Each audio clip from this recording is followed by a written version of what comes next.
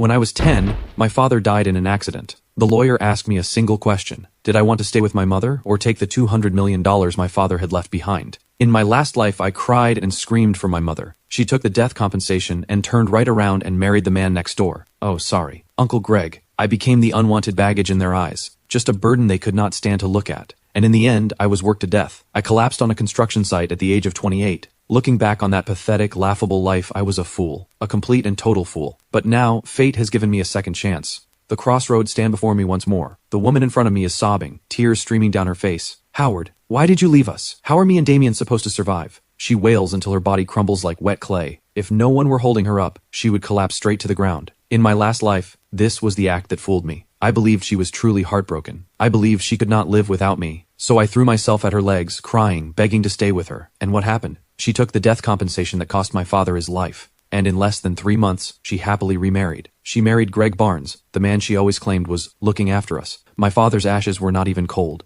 That man moved into our home. He slept in the bed my father used to sleep in. And I became the extra one. The eyesore. The child who should not exist. Greg had a son 2 years older than me, who treated me like a thorn in his eye. To win the stepson's favor, my mother Linda either beat me or screamed at me. Day after day, without mercy. The money my father left became their family's ticket to enjoying. It even paid for my stepbrother's girls and his showing off. Meanwhile, I had to scavenge trash just to pay my tuition. I was kicked out before I even finished high school, sent off to work. All under the noble excuse that a boy should learn independence early. I hauled bricks on construction sites for 10 straight years, and in the end, my body gave out. I fell headfirst onto a pile of burning hot steel rods, and I never woke up again. But now, I am reborn. Linda wraps her arms around me. Damien, don't be scared. Mommy will take such good care of you from now on. Her face is smeared with tears and snot, but deep in her eyes something is hiding. Hidden so well everyone almost cannot see it. Urgency, greed. Seeing this, I do not cry the way I did last time. I just watch her perform quietly and coldly. Then my father's best friend walks over. It is also his lawyer too. Uncle Walter, who sighs and pats my shoulder. He then reaches into his briefcase and pulls out a document. Linda, Damien, this is the will Howard left behind. He thought of everything. There is an unusual heaviness in Uncle Walter's voice. Howard prepared for every situation. Under his name is a fortune of $200 million and has been legally notarized. Now there are two choices. First, Damien stays with you. The money is held by you as compensation and child support until Damien comes of age. The moment Linda hears this, her breathing quickens. A terrifying light bursts from her eyes. She stares at the will, locked on it like a hawk. Second, if Damien chooses not to stay with you, the money will go into a trust fund under my supervision. Damien will be the sole owner, and you, Linda, will receive nothing. The air freezes in an instant. Every pair of eyes in the room turns, all focused on me, a 10-year-old boy. Linda's body goes rigid. She glares at Walter as if to say, "How dare you offer this choice?" Then she snaps into her grief-stricken performance again. She clutches me hard against her chest. "Walter, how can you say such a thing? How could I ever give up my own son? Damien is my whole life." She wails, and while she wails, she pinches my arm. She hisses in my ear, vicious and low. "Damien, you say one wrong word and I will beat you to death. You are my son, your money is my money." In my last life, those words made me tremble all over, and I was moved by her "Mommy can't live without you." But now I just feel waves of nausea. I can feel her hand trembling as she pinches me, not from grief, but from excitement, from tension. 200 million. She has never seen that kind of money in her entire life. She is already fantasizing about life after the cash, fantasizing about her perfect future with Greg. Slowly, inch by inch, I pull myself away, out of her suffocating embrace. Once I am free, I lift my head. I meet Walter's stunned eyes. Word by word, clear as crystal, I speak. "Uncle Walter, I choose the second option. I choose the 200 million. The entire funeral hall falls into dead silence. Everyone could hear a pin drop. They are frozen, like someone pressed pause, staring at me with mouths hanging open. The grief on Linda's face freezes instantly. Then it cracks, piece by piece, until it twists into raw, vicious fury. Linda shrieks, "Damien, what did you just say?" Her voice is sharp enough to pierce eardrums. Calmly, I say it again. Not loud, but every word drives in like a nail. I said, "I don't want you. I want the money." Linda screams, "Are you insane? You ungrateful brat? I am your mother." Linda completely loses control. She lunges at me like a madwoman. Her hand raises to strike my face, but her wrist is caught by a large hand. The hand belongs to Walter, whose face is iron cold. "Linda, please calm yourself. This is Howard's funeral hall, and this was Damien's own choice. What does a child know? You must have put him up to this." Walter throws her hand off in disgust. "I will say it one more time. This is Howard's will. It has full legal effect. Since Damien has made his choice, I will begin the legal procedures immediately. From this moment on, you are no longer his legal guardian." Linda is utterly stunned. She stares at me, her eyes full of venom, like she is looking at a mortal enemy. She probably cannot understand how her timid, obedient son could suddenly become this cold and strange. I do not bother with her. I walk over to Walter and tug at his sleeve. Uncle Walter, did my dad already know? Hearing my words, Walter's body jolts hard. He crouches down and looks into my eyes. After a long pause, he nods, full of sorrow. Your dad was a brilliant man. He loved you so much. That one sentence turns my eyes red. Yes, my dad was so sharp. How could he not have seen Linda for what she was? He just wanted me to have a whole family. So he endured it in silence, until he was diagnosed with a terminal illness and his time ran short. Only then did he pave this escape route for me. The me of the last life was so stupid. With my own hands, I destroyed the last gift of my father's love. This time, I will not be wrong. I choose the 200 million. In the end, the relatives drag Linda away. The hateful look in her eyes as she leaves is carved into my memory forever. But I do not care, not even a little. The moment I made my choice, the bond between us was severed. All that remains is hatred. Walter becomes my new guardian. He is an honest, reliable man. After my father's funeral, Walter takes me home to live with him. He shows me a long investment list. Projects my dad researched with him before he died. But I flip straight to the last page. Uncle Walter, sell everything on the front pages. Walter is shocked. Damien, these are all blue chip stocks. Your father handpicked them. They are incredibly stable. I shake my head. Too slow. I extend my finger. I point to the list. To a few unremarkable names. Put everything into these companies. Walter frowns. Penglotech, Skytrade Holdings. What are these companies? I have never even heard of them. Damien, investing is not a game. Uncle Walter, do you trust my dad? He freezes for a moment. Of course I do. He nods. Then trust me this once, my dad told me in a dream. It is the lamest excuse I can come up with. But Walter looks into my eyes that are far too calm and mature for a 10-year-old child. And somehow, against all reason, he nods. What he does not know is this. The names I just pointed to will shake the entire world over the next 10 years. They will become the most massive business empires on the planet. And I will be the most mysterious shareholder behind them all. With everything arranged, I finally relax. I set myself a brand new life goal. Take it easy. Yes, just coast through life. Last lifetime, I worked myself to death. This lifetime, I am going to live in comfort. I have Walter find me the best private school. Not to grind out studies, just because the environment is nice. And the cafeteria food is good. I start hitting the gym. Not for any reason other than that I can have an 8-pack and chiseled abs someday. And clothes look good on me. I start studying the 8 great cuisines of China. I learn to brew my own wine. Not to become a chef, just to satisfy my own appetite. I dump every troublesome matter onto Walter. Later I dump them onto the professional team Walter helps me build. The man leading the team is named Marcus. A Wall Street elite I poached with triple the salary. I have only one rule for him. Do not bother me. Handle your own problems. If you cannot handle it, let it go bankrupt. Marcus looked at me back then like I was the village idiot heir blowing through the family fortune. But he carried out my orders faithfully. So my life becomes this. Boss, Penglotech's stock just tripled again. We made 5 billion. Got it. Don't bother me. I am studying recipes. Boss, Skytrade Holdings is about to go public. Our original shares are projected to break 100 billion. Got it. Now come look at this new batch of rice wine I brewed. Boss, that piece of land you bought on a whim last time, the government is turning it into the new central business district. Its value just shot up 100 times. Marcus gradually gets used to my slacker mode. He even starts filtering out for me the unimportant billion-dollar deals. And I just keep going further down the path of taking it easy. The wealth under my name snowballs like crazy. But I am numb to the numbers. I am only interested in how to make my life more comfortable. I become a mysterious legend in the top billionaire circles. Nobody knows who I am. All they know is there is a mysterious Mr. Vance, wealthier than nations, a ghost no one ever sees. Until the year I turn 18. A woman appears, shattering my peaceful, easy life. Vivian Sinclair, my former fiancée. My engagement with Vivian Sinclair was a childhood arrangement made by our grandfathers. After my dad died, our family fell from grace, and nobody mentioned the engagement again. But no one expected that the fortune my dad left would ferment over 10 years into a massive business empire.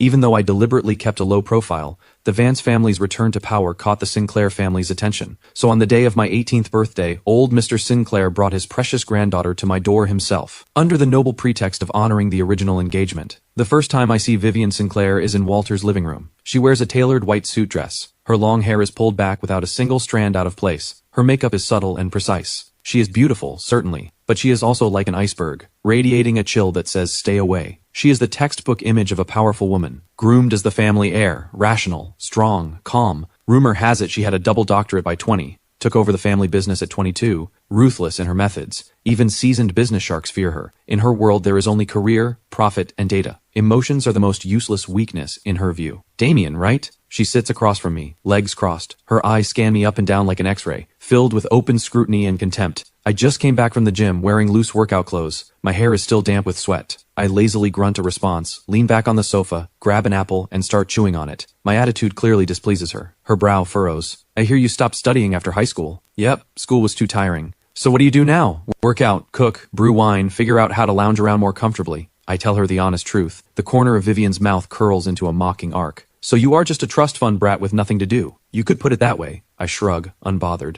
She lets out a cold laugh. Her eyes fill with deeper contempt. Damien, let's cut to the chase. This engagement was a joke between our grandfathers. It cannot be taken seriously. My husband must be a man who can stand at my side as an equal, not a useless slob who only eats, drinks, and plays. So, I look at her with interest. So I want you to go to my grandfather yourself and tell him to call off the engagement. She speaks like she is giving an order. As compensation, I can give you a sum of money, or I can arrange a cushy position for you at our company. I almost spit out the apple in my mouth. Give me money? Arrange a position for me? How ridiculous. The Sinclair Group she is so proud of is not even a rounding error of my wealth in my eyes. I look at her arrogant face. Suddenly, I find this funny. In my last life, I did not even have the standing to meet her. This life, she sits across from me, offering charity. I wipe my mouth and smile sweetly. Sure. Vivian pauses, surprised I agreed so easily. What kind of compensation do you want? She returns to her cold face. I don't want money. I don't want a job either. I stand up and walk over to her. I lean down close to her ear. She instinctively wants to lean back, but her body freezes. I can smell the cold perfume on her skin. I lower my voice. At a volume only the two of us can hear, I say,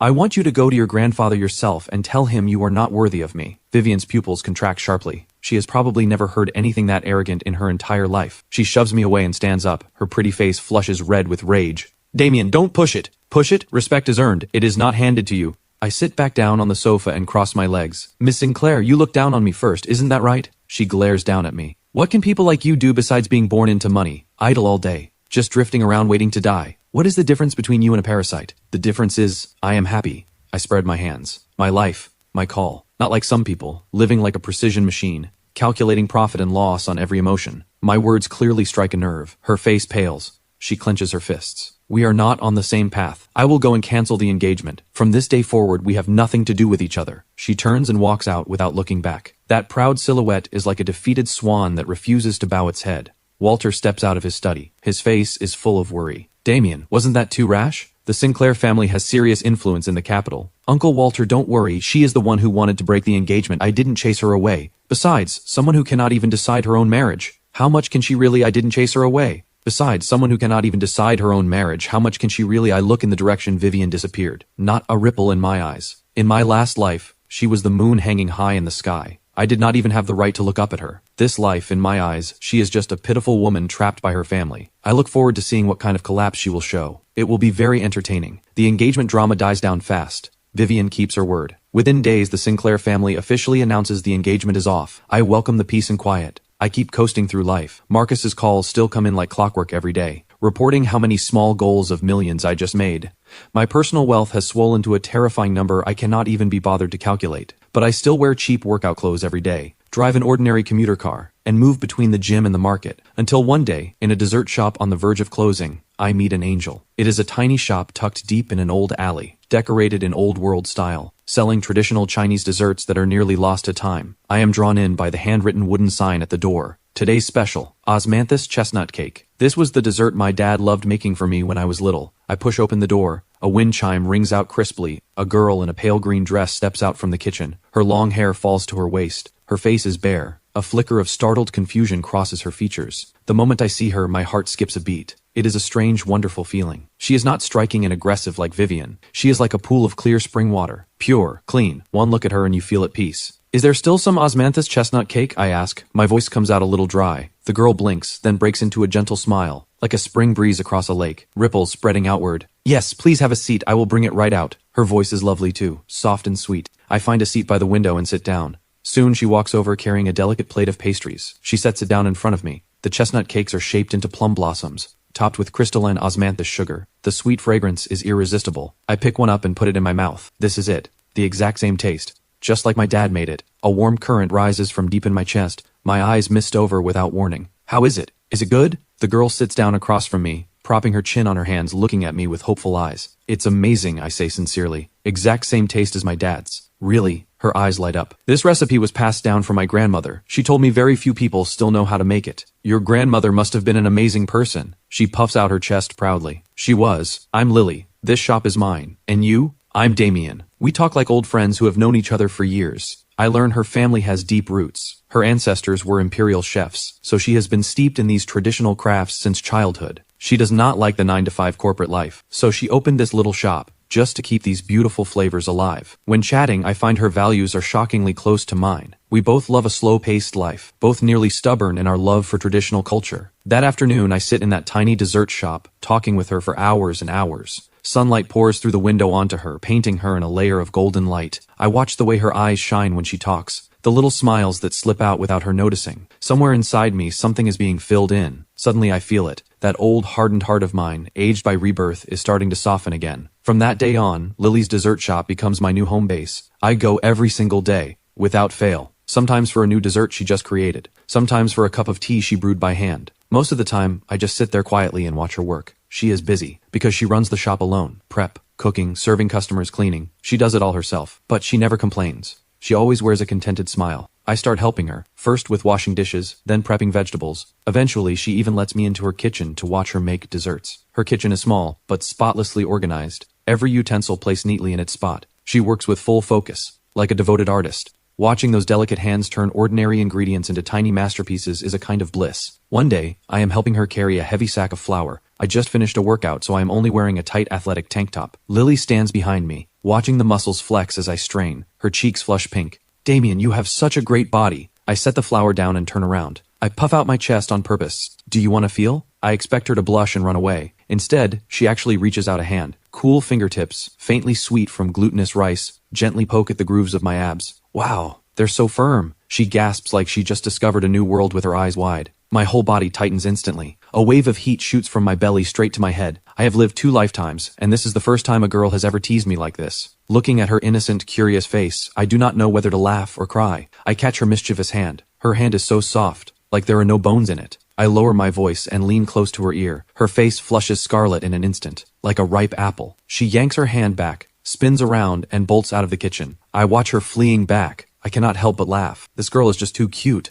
Our relationship warms a little more each day. We have endless things to talk about. Food, wine, opera. I discover she is a treasure trove, always surprising me with something new. She can play the Chinese zither and paints ink wash paintings. She even makes her own rouge. She is like a noble lady who walked straight out of ancient times, radiating classical grace from head to toe. When I am with her, the whole world slows down, becomes quiet and beautiful. My heart, which only wanted to coast, starts to stir. I start looking forward to seeing her every day. Looking forward to her smile. Looking forward to bickering with her. Looking forward to the small, unconscious things she does. I even start thinking, if every day from now on had her by my side, that might not be so bad. I give her dessert shop a personal nickname, the Royal Kitchen, and she gives me a nickname too, the Lazy Landlord. She says I do nothing all day, just show up to collect rent and hog all her best desserts. I know there is just a thin sheet of paper between us now, and what punches through that paper is an accident. That day, a spoiled rich kid pulls up in a sports car. He takes one look at Lily and decides he wants her. He has slicked back hair, a greasy face, and a vulgar mouth. He demands to buy out the entire shop on the spot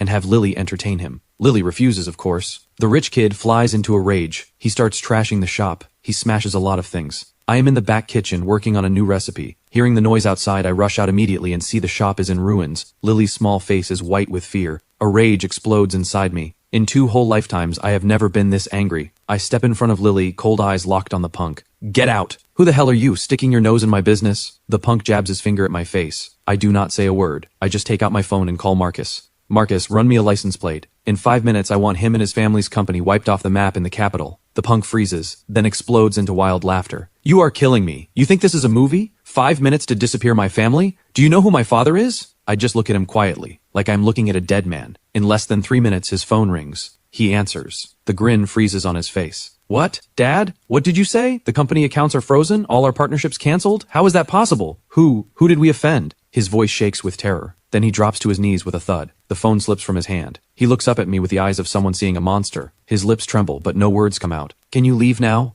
I say lightly. He scrambles out on his hands and knees. He does not even bother to take his flashy sports car. The shop falls quiet again. Lily stares at me. Her beautiful eyes are full of shock and a trace of awe. You. I turn around to face her. My heart aching, I wipe the tears from her face. Don't be scared, I'm here. Without waiting for her to react, I lower my head and kiss her cool lips. Her lips are exactly as soft as I imagined, carrying the gentle sweetness of osmantha sugar. At first she freezes, like a startled deer. Then slowly she relaxes, and clumsily she kisses me back. The kiss is light, gentle, but it strikes my heart like a bolt of electricity. After a long moment, I reluctantly let her go. She lowers her head. Her face is so red, redder than a tomato. She does not dare look at me. Lily, I cup her face and make her meet my eyes. I speak with full seriousness. Will you be my girlfriend? She bites her lip. Her long lashes flutter like butterfly wings. After a long moment, she gives a tiny as soft as a mosquito's hum. I smile, like a fool. I pull her tight into my arms. I feel like I have the whole world. In 2 lifetimes, this is the first time I have ever felt what it means to fall in love, what it means to be happy. She presses against my chest and mumbles, "You were so scary just now. Did I scare you? One phone call and you can ruin an entire company? Damien, who are you, really?" I look into her clear, innocent eyes. I know I cannot hide it from her anymore. I told you, I am a lazy landlord. I tap her nose. I just happen to own a lot of land. I tell her my story, carefully chosen pieces of it. Of course, I do not tell her about the rebirth. I just say my father left me a large inheritance and I used it to make some investments and earned a little bit of money. Lily blinks. A little bit of money can bankrupt a company in 5 minutes? Just how little is this little bit? I think for a moment. I put it in a way she can grasp. Well, I could probably buy tens of thousands of your dessert shops. Lily sucks in a sharp breath. She counts on her fingers for a long moment. Then she looks at me, completely stunned. You are 100 billionaire? I nod. She falls silent. My heart wavers. I am afraid she will pull away because of the enormous gap between our worlds. But after a long silence, she suddenly lifts her head. Serious face. Damien, listen carefully. From now on, your money is my money, and my money is still my money. I stare for a beat, then burst out laughing. I scoop her up and spin her in circles. Whatever you say, head of my royal kitchen. She is dizzy from the spinning. She can only hold on to my neck, laughing like silver bells. I know I have not chosen wrong. Lily loves me for who I am, not the glitter that comes with me. After being with Lily, my easy life becomes full of color. We invent new desserts together, brew new wine together. She drags me through the morning markets, arguing with vendors over a penny until her face turns red. I take her to Michelin 3-star restaurants so she can taste flavors from around the world. She loves to touch my abs, says they feel great, like a washboard. I love the look in her eyes when she gets emotional, and I love watching her cheeks flush pink with shyness. We are sweet and clingy, like any couple in love. Marcus says he is going to die from the lovey-dovey display every single day. Boss, this is the Universal Holdings acquisition deal. You need to sign it. Just leave it there. I am making Lily a rock sugar pear soup first. Boss, this is a dinner invitation from European royalty. Decline it. I am taking Lily to see a movie. Boss, Ms. Sinclair from the Sinclair Group wants to meet with you. She wants to discuss a deal. When Marcus says Ms. Sinclair, he glances at me carefully. My hand pauses. Vivian Sinclair. I have not heard that name in a long time. I say lightly, what does she want with me? Marcus explains, the Sinclair Group is having cash flow problems. They need a major investment urgently. They heard about Vance Capital and want to seek a partnership with us. Vance Capital is the investment firm I had Marcus set up, the smallest, most invisible corner of my massive business empire. But even that small corner is a giant the Sinclair Group must look up to. How the tables have turned. The arrogant Ice Queen CEO, who once said I was not worthy of her, now has to come begging me for investment. The corner of my mouth lifts into an amused smile. Tell her, if she wants to talk, she comes to my royal kitchen herself. The royal kitchen? The dessert shop? Marcus looks lost. Tell her to bring her proposal. I want to see how sincere she is. I really want to see what kind of expression Vivian will have when she sees me with Lily. When she sees that the useless slob she once despised has become someone she must look up to. I am getting more and more excited. When Vivian arrives, I am in the back kitchen, making Lily's favorite crab roe soup dumplings. I am wearing a white chef's coat with an apron tied around my waist, flour still dusting my hands. Lily is wrapped around my waist from behind like a little cat, her chin resting on my shoulder, stealing bites of the crab roe I just steamed while ordering me around. These pleats look ugly. Do it over. Ah, the soup is going to leak out, you dummy. This one passes. I, the head of the kitchen, approves. I let her be. Every so often I turn my head to kiss her cheek. The kitchen is full of the aroma of food and the sweetness in the air between us. This is the moment Vivian pushes the door open. Today she wears a black business suit. Her hair is still swept up without a strand out of place. Her face shows exhaustion and anxiety, but she is still trying hard to maintain her Ice Queen CEO composure. When she sees the scene in front of her, her whole body turns to stone. In her wildest dreams, she could not have imagined that the legendary, untouchable, all-powerful boss behind Vance Capital would turn out to be the useless slob she once despised. And even more impossible to imagine, that this useless slob is right now wearing an apron in a tiny dessert shop kitchen, cooking food for a girl with his own hands, while that girl holds him intimately, in a posture that says, he is mine. Vivian's face instantly turns ghost white. Those always calm, always rational eyes fill with shock and confusion, and a trace of disarray she does not even notice in herself. Miss Sinclair, you're here. I pretend to just notice her, then wipe my hands, untie my apron, and greet her without warmth or coldness. Lily peeks her head out from behind me, sizing up Vivian, then whispers to me, Damien, who is she? She looks scary. Just someone here to beg. I smile and pinch her nose. Lily cannot hold back her laugh. Vivian's face goes from white to green to red in rapid succession. She clenches her fists, fingernails digging deep into her palms. She grinds out the words through her teeth. Damien, don't push your luck. Push my luck. I raise an eyebrow. Miss Sinclair, if I remember correctly, you were the one who said we had nothing to do with each other. And now you show up at my door. If not to beg, what are you here for? I take Lily by the hand and lead her outside. I set a basket of steaming hot soup dumplings in front of her. Try them, fresh out of the steamer. Then I slowly turn to look at Vivian, gesture for her to sit. Miss Sinclair, have a seat. Say what you came to say. My tone is dismissive and casual, like I am brushing off some unimportant nobody. This is nothing like the business negotiation she imagined. No tension, no verbal sparring, just crushing dominance. Raw, total, complete. Vivian takes a deep breath and forces herself to calm down. She pulls out a chair and sits across from me. She then takes a thick file out of her bag and pushes it toward me. Mr. Vance, this is the Sinclair Group's 5-year development plan, along with our financing proposal for this round. I am hoping. Stop! I raise my hand and cut her off. Miss Sinclair, I think you have something confused. What? Right now you are begging me. I am not begging you. I lean back in my chair and speak slowly. I have no interest in your plan. I only want to ask you one question. I point to Lily beside me, then point to myself. Do you think she and I are a good match? Vivian's body jolts hard. She looks at me, then at Lily beside me, who is nibbling on a soup dumpling with a happy little face. Her lips move, but no words come out. A good match? The question is like a dagger driven straight into her proud heart. The man before her is handsome, wealthy, powerful, yet willing to hold an ordinary girl's hand and sit at the stove for her. The tenderness in his eyes is a gentleness she has never seen. And that girl, though plainly dressed, has a clean smile, clear eyes, radiating the kind of happiness that comes from being completely loved. Together they look like a painting of peaceful, beautiful days. And her, wearing an expensive suit, holding a thick proposal, sitting here like a clown, begging this man for a scrap of mercy. Once upon a time she was the one standing in front of him, using a charitable tone to tell him to get out of her world. And now, the tables have turned. A massive wave of irony and regret drowns her. Her pride, her reason are shattered in this moment. She forces herself to speak, her voice hoarse, unrecognizable. You are well matched. Is that so? I smile. But I remember someone once said I was useless, like a parasite, not worthy of her. The last trace of color drains from Vivian's face. She knows I am humiliating her, throwing her own words back at her, unaltered. Damien, I admit I was blind back then. She closes her eyes, as if drawing on every ounce of strength. I apologize to you, but business is business, and personal is personal. This partnership is truly important to the Sinclair Group. I am begging you. Begging me, Miss Sinclair, in what capacity do you beg me? As my former fiancé or as a defeated rival? Lily sits beside me, lost in the conversation, but she is smart enough not to interrupt. She quietly drops another soup dumpling into my bowl, and with those clear eyes, she silently shows me her support. That tiny gesture is what finally breaks Vivian's defenses completely. She sees the wordless understanding between us, the intimacy fused into our bones, the kind of closeness that feels as natural as breathing. Something she will never have. She always thought she was chasing the peak of her career, the highest power. But until today, she did not realize when she stands at the top looking down on the world, how empty and cold her heart truly is. She won the whole world,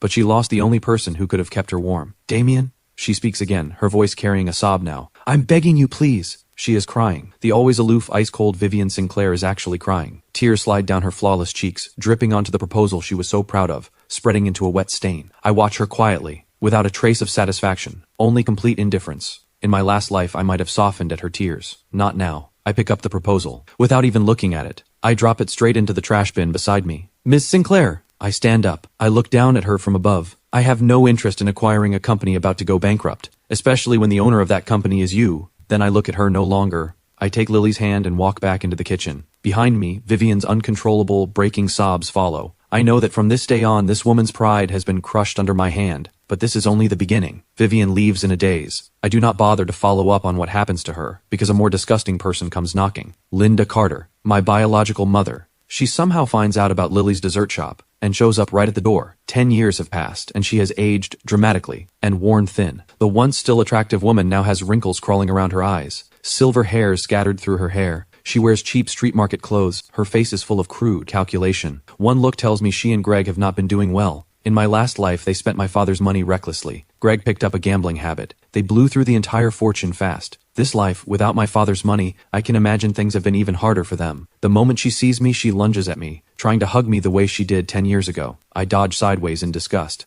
Damien, my dear son, Mommy finally found you. She launches into her crying and wailing act again. Say what you came to say. I speak coldly. If you have nothing to say, get lost. Damien, how can you speak to me like that? Mommy knows you still blame me, but Mommy had her reasons back then. Your Uncle Greg and I, we have suffered so much these years. He was cheated in business and owes a mountain of debt. We can barely afford food right now. Damien, you've made something of yourself now. You can't just abandon your mother. She wipes her tears and starts pouring out her misery. She is about to drop to her knees. I frown. Lily walks out from the shop. Seeing the scene, she does not know what to do. Damien, who is this? A nobody. I shield Lily behind me. I do not want her tainted by this filthy scene. Linda shrieks. She points at Lily. How am I a nobody? I am his mother. His real mother. Who are you? Some homewrecker trying to seduce my son after our family's money, aren't you? Lily's face instantly pales upon hearing this. My face turns completely dark. Word by word, my voice cold as ice. I will say it once more, get lost. I won't! Damien, you have to give me money today. 1 million, no, 10 million, otherwise I'm not leaving. I'll sue you too. Sue you for abandoning your own mother. Linda starts throwing a tantrum. She thinks I am still the pushover she can manipulate. She thinks I care about my reputation, about what others think. She is wrong. I look at her ugly face. Suddenly I smile. Fine, I say. You want to sue me? I'll give you that chance. I take out my phone. I call Marcus again. Marcus, get me the best legal team in the capital, and reach out to the biggest media outlets. I am holding a press conference. The topic is me and my biological mother settling our accounts from all these years. Linda freezes. She did not expect that her threats would not work on me. Instead, I am about to blow this up. You wouldn't dare! Her words are bold, but her face shows fear. Watch me. I put away my phone and sneer. Linda, you probably forgot how I chose 10 years ago. 10 years ago, I gave you up for money. 10 years later, I can ruin you completely just for some peace and quiet. You like putting on a show, don't you? Fine, I'll build you a bigger stage, and you can perform to your heart's content. My eyes look at her like she is a corpse. Linda feels her skin crawl. She finally realizes the son in front of her is no longer someone she can control. He is a demon colder and more ruthless than she ever was. She points at me, struggling for a long moment. Finally unable to bear the crushing pressure, she scurries away in shame. The world is finally quiet again. Damien! Lily takes my hand, worried. Was she really your mother? She was. I turn my hand and clasp hers, lift it to my lips and kiss it. Not anymore. From now on, my only family is you. Lily looks at me. Tears of tenderness shine in her eyes. She does not ask anything more. She rises on her toes and gives me a warm embrace. Don't be afraid. You have me now. I hold her, and I feel the shadows, the last life left in my heart, slowly being chased away by her sunlight. Yes, I still have Lily, and that is enough. I thought Linda would back off after I scared her away, but I still underestimated her shamelessness. A few days later, the internet is suddenly flooded with smear pieces about me. Mysterious billionaire Damien Vance exposed as heartless social climber, abandons his own mother to marry into wealth. Shocking secret, 100 billionaire built his fortune by bleeding his own mother dry. Devoted mother's tearful plea, my son has been stolen by a gold-digging seductress. Article after article, dripping with fake tears, paints me as an ungrateful, money-grubbing, beauty-blinded traitor, and Linda becomes the pitiful mother who suffered to raise her child, only to be abandoned. Lily naturally becomes the homewrecker who ruined the mother-son bond. There are even a few stolen photos of Lily and me eating at a small street shop. The public uproar is instant. Countless uninformed netizens are stirred up by these fake stories. They launch a wave of online harassment against me. My name hits the trending topics for the first time, in the worst way possible. Some extreme netizens even dox Lily's dessert shop. They splash paint at the door, throw trash, and curse her as a shameless mistress. Lily is terrified. For days she does not dare open the shop. She hides in my arms. Tears falling, full of hurt. I hold her, my heart aching beyond words. Damien, I didn't do anything. I'm not a homewrecker. I know you're not. Don't be afraid, I'll handle everything. The murderous intent in my eyes has never been this thick. Linda, Greg, you really did it this time. I was content to let you rot on your own, but you had to come and provoke me. Then don't blame me for being ruthless. I have Marcus investigate. The results come back fast. Behind it all are indeed Linda and Greg. They hired a third-rate marketing firm, bought paid trolls with cash, and staged this whole show. What surprises me more is that behind it all is also a shadow of Vivian. She did not participate directly, but the public relations firm under her name played a major role in pushing this storm forward. Well done. One is my shameless biological mother. The other is my bitter former fiancé. Since you two enjoy joining hands so much, I will send you down together. I do not rush to clear my name. I do not try to take down the trending topics. I let the public opinion keep boiling. I want them to climb as high as possible so the fall hurts more. 3 days later, just as the online attacks against me reach their peak, I hold the press conference I prepared for Linda. The location is the largest ballroom of the most exclusive 7-star hotel in the capital. I invite hundreds of mainstream media outlets from across the country, a scale that has never been seen before. I have Linda brought to the scene. She probably thinks I am about to back down, about to pay her off and end this. There is a smug smile on her face. Vivian also comes. She sits in an inconspicuous corner, wanting to see how I will end this. I am wearing a tailored handmade suit, holding Lily's hand as we walk in. Lily looks a little nervous. Her palms are sweating. I give her a reassuring smile. The camera flashes go wild. I clear my throat. Facing the countless microphones and cameras, I speak my first sentence. Hello everyone, I am Damien Vance. I asked you all here today because I want to tell you a story about a choice. I tell them the story of when I was 10, exactly as it happened. From my father's will, to Linda's threats, to the choice I ultimately made. I tell it calmly, without a flicker of emotion, like I am narrating something that has nothing to do with me. But the entire room falls into dead silence. Every reporter is stunned. None of them expected the truth to be such an explosive reversal. Linda's face turns ghost white instantly. She tries to rush forward and argue but is held down hard by the security I arranged. Of course, words alone prove nothing. I snap my fingers, the large screen behind me lights up. An audio recording begins to play. It is Linda's threat in my ear 10 years ago at the funeral hall. You say one wrong word and I will beat you to death. You are my son. Your money is my money. The voice is crystal clear. I had Walter pull it from the recorder he used to carry on him. My father was suspicious by nature. Just in case, Walter recorded all the conversations from that day. He never imagined it would come in handy today. The moment the recording plays, the room erupts. Every camera flash turns toward Linda, whose face is now the color of ash. Linda screams wildly. It's fake! It's synthesized! I smile. Fake? Then is this also fake? The screen switches. A video begins to play. Less than a month after my father's death, Linda and Greg are at a high-end restaurant, raising glasses in celebration. Linda, I told you, that kid is an idiot. He'll definitely choose you. He's the son I gave birth to, of course I know him. Once we get that 200 million, we'll travel around the world. Come on, a toast to our beautiful future. In the video, the two are laughing brilliantly, painfully bright. This footage I had Marcus recover using special means, from the restaurant's surveillance system, ironclad evidence. Linda can no longer deny anything. She collapses to the floor like a pile of mud. It's not over yet, I say coldly. The screen keeps showing new evidence. Greg's gambling IOUs, records of them selling off my father's belongings, even testimony from neighbors about how they abused me as a child, one by one, piece by piece.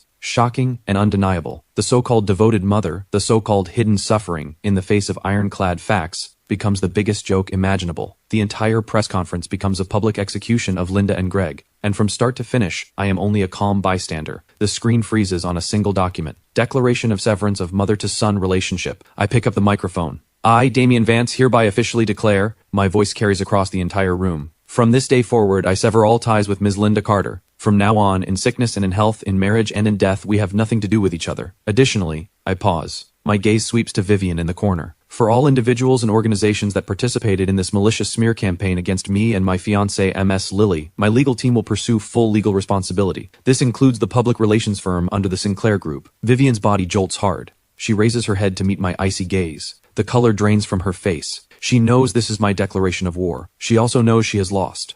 Lost beyond recovery. The press conference becomes the front page headlines of every media outlet that night. Public opinion flips in an instant. One trending topic after another bombards the platforms. Linda and Greg become public pariahs, hated by everyone. They face not only moral condemnation but also legal consequences. Fraud, child abuse, falsified evidence. Enough to keep them rotting in prison for the rest of their lives. The Sinclair Group is also dragged in. Their stock price crashes 30% overnight, on the verge of bankruptcy. Vivian is overwhelmed. She begs everywhere for help, but is turned away at every door. After all, no one dares to offend me at this moment. She finally tastes the bitterness of being abandoned by all, surrounded on all sides. A few days later, an unexpected person calls me. It is Vivian. Her voice is no longer cold. It is full of exhaustion and rasp. Damian, I lost. This is the first thing she says. I am calling you, not to ask for mercy. I just want to ask one question. If back then I had not broken the engagement, would you have? No. I cut her off without hesitation. Vivian, you never once stepped into my world. And you never could, because you never understood me. What you saw was only what you assumed.